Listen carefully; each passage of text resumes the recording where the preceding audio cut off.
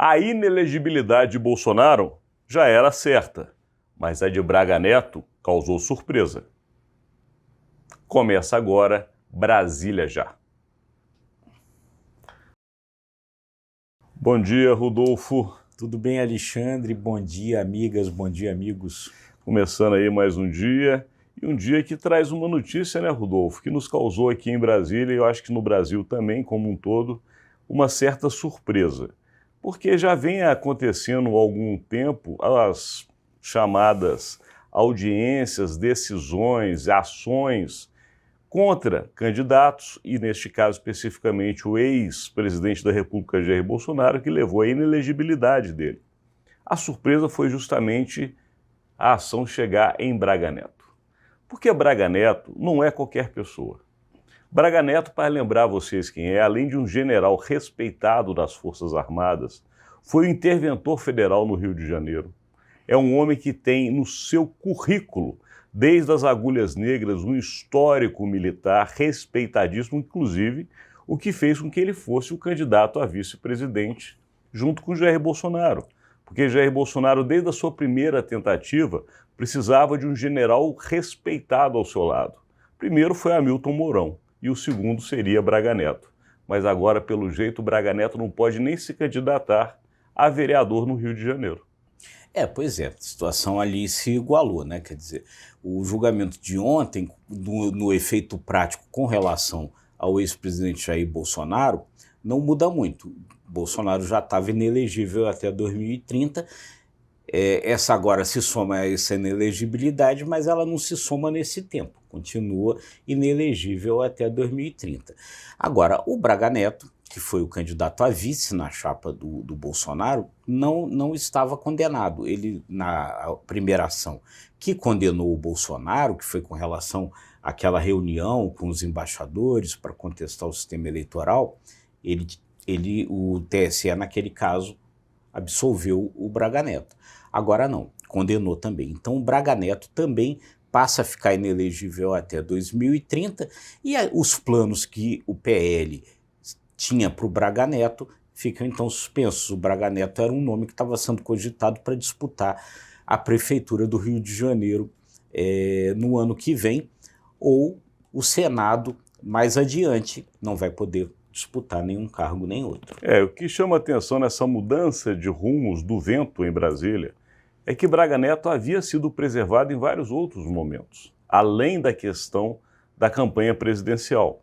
Braga Neto foi uma pessoa forte no governo Jair Bolsonaro, em especial nos 2 últimos anos.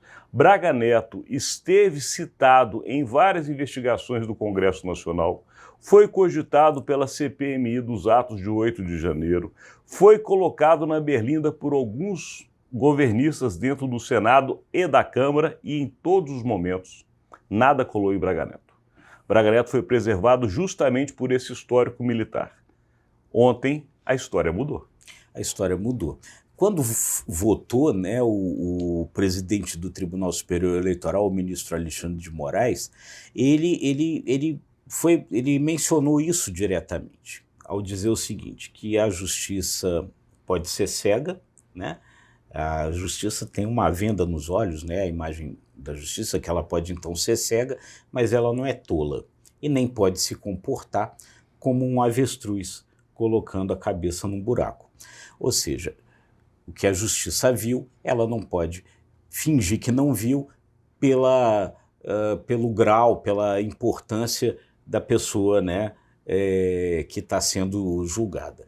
O que a Justiça Eleitoral considerou? Que, ao contrário do que aconteceu no caso da reunião dos embaixadores, que o Braga Neto não estava e nem fazia naquele momento parte do governo, nas comemorações do bicentenário da independência no ano passado, ele participou diretamente. Aquilo aconteceu pouco menos de um mês antes das eleições, ou seja, se tinha caráter eleitoral, beneficiava a chapa da qual ele fazia parte. Ele esteve nos 2 atos, em Brasília e no Rio de Janeiro. Ele fazia parte do comitê eleitoral do PL, ou seja, qualquer decisão eleitoral que fosse tomada, ele fazia parte. ele é general respeitado, ou seja, tinha ascendência sobre as Forças Armadas se o tribunal considerava que as Forças Armadas estavam sendo usadas eleitoralmente. Ou seja, nesse caso, o TSE considerou que havia um benefício direto, claro, também para o Braga Neto, por isso também o condenou. Tanto que o ministro relator, o ministro Benedito Gonçalves, que no início tinha votado para aplicar só uma multa no Braga Neto, quando ele viu o voto dos demais ministros, ele reviu o próprio voto e condenou o Braga Neto também à inelegibilidade. Isso chama atenção por conta até da postura das Forças Armadas como um todo. Não é novidade em nenhum lugar do mundo que militares respeitados queiram ir para a carreira política. Recentemente, no próprio Estados Unidos, nós tivemos o general Colin Powell, respeitado, herói de guerra, que tentou ir para a política e não conseguiu. Então, ou seja, é legítimo numa democracia. O problema é quando se envolve a instituição Forças Armadas no processo político eleitoral. Então, eu acho que se tem algo que é positivo em toda essa história, apesar do grande desgaste que homens respeitados da República estão tendo, é que deve-se, de fato, separar as instituições que são de Estado daquelas que são meramente de governo. É isso, eu acho que realmente essa coisa se soma a vários esforços que estão acontecendo no sentido de fazer com que esses papéis aí fiquem muito bem claramente definidos. Forças Armadas, né, o braço militar de um Estado que é civil, que é da sociedade. Isso, então, ficar bem separado, isso é mais um passo importante para avançar nesse sentido. E aqui a gente avançou porque amanhã vocês não terão este conteúdo. Amanhã é feriado em todo o Brasil e nós também aqui de Brasília pararemos, mas somente por um dia. Na sexta-feira nós voltamos com as informações, os bastidores do poder, o que acontece na capital federal. Muito obrigado pela sua audiência. É isso aí, gente. Se você gostou, curta, compartilhe, se inscreva nos nossos canais. Um bom feriado para todo mundo e até sexta-feira. Até sexta.